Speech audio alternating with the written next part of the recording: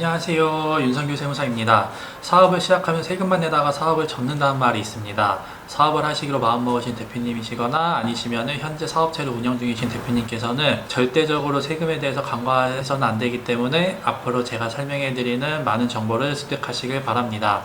자, 그러면은 사업 시작의 첫 단계인 사업자 등록증부터 한번 알아보도록 하겠습니다. 멘토 세무회계 사업자 등록증의 모든 것 주제 일부 시작 한번 해보겠습니다. 사업자 등록. 사업자라는 사업 목적이 영리이든 비영리이든 관계없이 사업상 독립적으로 재화나 용역을 공급하는 자를 말한다 라고 되어 있고, 이 앞에 부분은 별로 중요하지가 않은데 저희가 이제 실무에서는 이 사업상이랑 독립적 이 두 개가 정확하게 이해를 하셔야지만 이제 실무에서도 크게 분쟁이 발생을 안 할 수가 있기 때문에 이 두 개들을 한번 살펴보도록 하겠습니다. 사업상은 일단은 저희가 보면은 계속적이나 반복적으로 재화나 용역을 공급할 행위를 사업상이 있다고 보고요. 이걸 만약에 일시적이나 우발적으로 일회성으로 재화나 용역을 공급하는 것은 우리는 사업성이 있다고 보지 않습니다. 그리고 이 독립적, 이거는 자기 계산과 책임하에 거래를 하는 것을 독립적이라고 되어 있으니까 회사에 종속돼서 재화나 용역을 공급하는 것이 아닌 내 스스로 물건값을 계산해서 판매하고 내가 이 물건에 대한 책임을 부담하겠다라는 것이 우린 독립적이 있다고 하고 있습니다. 따라서 이 두 가지 모두가 충족이 되면은 사업자라고 저희는 이제 정의를 하는데, 이거에 대해서 간략하게 다시 한번 얘기를 하면은 재화나 용역을 자기 책임하에 계속적으로 공급하는 자를 우리는 사업자라고 하고 있습니다. 그러면 이 사업자들은 이런 사업행위를 하기 위해서는 세무서에다가 등록을 해야 되는데요. 이걸 등록을 함으로써 세무서는 사업자 등록증을 사업자에게 이제 등록증을 전달을 해줄 겁니다.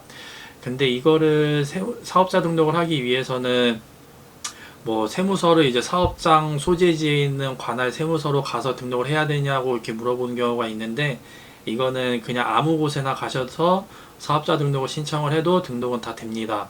다만 이 등록을 하면서 당일날 원본이 필요한 경우에는 해당 사업장 소재지 관할 세무서에 가셔갖고 등록을 해야지만 원본을 그 당일날 받을 수가 있고요.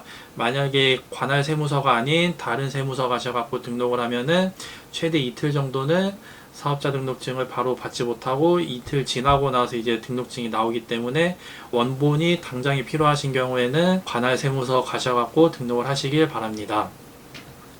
그러면 이 사업자의 정의에 대해서 이 갑이라는 사람이 사업자인지 아닌지를 한번 살펴보면은, 갑은 회사 퇴근 후 집에서 중고장터에 올라오는 재화를 계속적으로 사고 파는 행위는 사업자인가요? 여기서 보면 우리가 사업자 정의 중에 사업상이랑 독립적 이 두 개가 중요하다고 했었죠. 여기 살펴보면 됩니다. 이거를 보시면은 갑 같은 경우에는 중고장터에 올라오는 재화를 계속적으로 사고 파는 행위니까 사업성이 있는 것으로 보일 수가 있고, 갑은 또 마찬가지 회사를 퇴근하고 나서 이제 중고장터에서 올라오는 재화를 팔았기 때문에 회사에서 종속된 지위에서 사고 판 게 아니기 때문에 마찬가지로 갑은 독립성이 있다고 볼 수가 있으므로 갑은 사업자에 해당이 됩니다. 이러한 사업자에 해당이 되면은 갑 같은 경우에는 세무서에 가서 사업자 등록증을 신청을 해야 되고, 만약에 사업자 등록증을 신청을 하지 않을 경우에는 나중에 큰 문제가 발생할 수 있으므로 반드시 이러한 물건들을 사고 파는 행위가 사업성이 있다고 의심이 되면은 꼭 세무서에 등록을 하시길 바랍니다. 그렇게 해서 이제 사업자인가요에서는 오케이. 다음, 이 사업자는 크게 이제 법인 사업자랑 개인 사업자로 나뉘는데요. 법인 사업자는 다시 일반 과세자랑 면세 사업자로 나뉘고, 개인 사업자는 간이 과세자, 일반 과세자, 면세 사업자 이렇게 나뉘고 있고, 여기에 보면 무슨 법이라고 되어 있는데 요거는 크게 신경을 안 쓰셔도 되고요.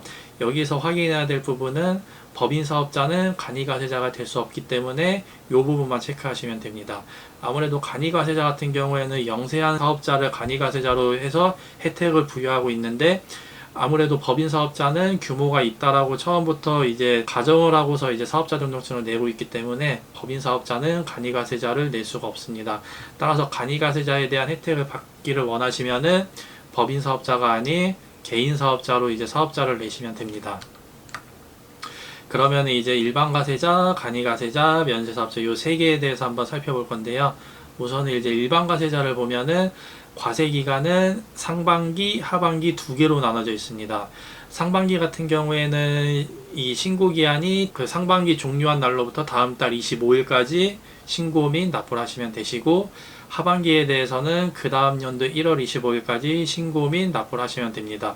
여기서 신고 및 납부라는 거는 우리가 부가가치세를 신고 및 납부를 한다는 얘기고요. 따라서 여기 일반 과세자, 간이 과세자, 이 과세라고 되어 있는 거는 부가가치세를 과세한다는 얘기고, 이 면세라고 되어 있는 거는 부가가치세를 면세한다는 얘기입니다. 따라서 일반 과세자랑 간이 과세자는 부가가치세를 신고 및 납부를 해야 되는 의무가 있습니다. 그 중에서도 일반 과세자는 1년에 2번, 간이 과세자는 1월 1일부터 12월 31일까지 해서 1년에 한 번을 과세 기간으로 묶어서 다음 연도 1월 25일까지 신고 및 납부를 하시면 됩니다. 그와 반대로 이제 면세사업자 같은 경우에는 부가가치세를 면세를 해준다는 내용이기 때문에 이 면세사업자는 부가가치세를 신고한다라는 개념이 없습니다. 따라서 일단은 개인사업자 중에 면세사업자를 보면은 과세기간은 똑같이 1월 1일부터 12월 31일까지인데 이거에 대한 실적을 다음 연도 2월 10일까지 신고를 하시면 됩니다. 부가치세 개념이 아니기 때문에 납부할 의무가 없고, 그렇기 때문에 면세사업자는 납부기한이 따로 없습니다. 이 신고서에 대한 명칭은 우리는 사업장 현황 신고라고 얘기를 하고 있습니다. 이와는 반대로 이제 법인 사업자 같은 경우에는 법인은 사업장 현황 신고를 따로 하고 있지 않기 때문에 그냥 일반 과세자랑 동일하게 그 1기, 2기 나눠가지고 상반기에 대한 면세 실적 신고하고 하반기에 대한 면세 실적을 신고하시면 됩니다. 따라서 법인도 개인과 마찬가지로 면세 사업자이기 때문에 부가가치세는 납부할 의무가 없으므로 납부기한은 따로 없습니다. 그래서 여기 최종적으로 일반 과세자, 간이 과세자, 면세 사업자 요 세 개에 대해서 신고서를 접수를 하면은 세무서에 매출이 집계가 되고, 신고가 만약에 잘못 들어가면은 매출액이 사실과 다르게 집계돼서 나중에 문제가 발생할 수가 있습니다. 그래서 부가가치세 신고, 사업장 현황 신고는 매출액에 대해서는 꼭 정확하게 신고를 하시기를 바랍니다. 자, Q&A. 사실상 사업자가 사업활동을 하면서 사업자 등록을 하지 않으면 어떻게 되나요? 이게 아까 전에 봤던 갑에 대한 사례인데요. 이렇게 되면은 뭐 이렇게 되게 뭐가 많이 붙죠. 이게 보면은 매출액의 10%를 부가세로 납부를 하고, 사업자 미등록에 대한 가산세도 붙고, 신고를 안 했으니까 가산세도 붙고, 납부도 안 했으니까 가산세도 붙고, 여기까지는 부가가치세에 대한 가산세고, 이 이후부터는 종합소득세가 별도로 부과가 됩니다. 따라서 이게 굉장히 이제 퍼센테이지로 나와 있어서 조금 수치가 좀 복잡해질 수가 있는데, 예를 들어서 매출액을 1억 원을 누락을 하면은 세금으로 약 3천만 원 이상 나오기 때문에 반드시 자기가 사업자라고 의심이 되면은 꼭 사업자 등록증을 신청을 하고, 그 다음에 사업 실적에 대해서 부가가치세 신고랑 종합소득 신고를 꼭 하시기를 바라겠습니다. 두 번째, 면세사업자로 운영하다가 과세사업이 추가되면은 어떻게 해야 되나요? 일단 내용부터 보면은 가까운 세무서에 가셔갖고 과세사업자 업종을 추가하면서 사업자 등록증 정정 신고를 하면 된다고 되어 있는데, 이 경우에는 사업자 번호가 새로 발급이 되고 기존 사업자 번호는 이게 폐업한 걸로 봐서 사업자 번호가 모두 없어지게 됩니다. 따라서 면세사업자일 때 받았던 사업자 등록증에 있는 사업자 번호가 과세사업을 추가하면은 번호가 없어지고 신규로 사업자 등록증이 나오게 됩니다.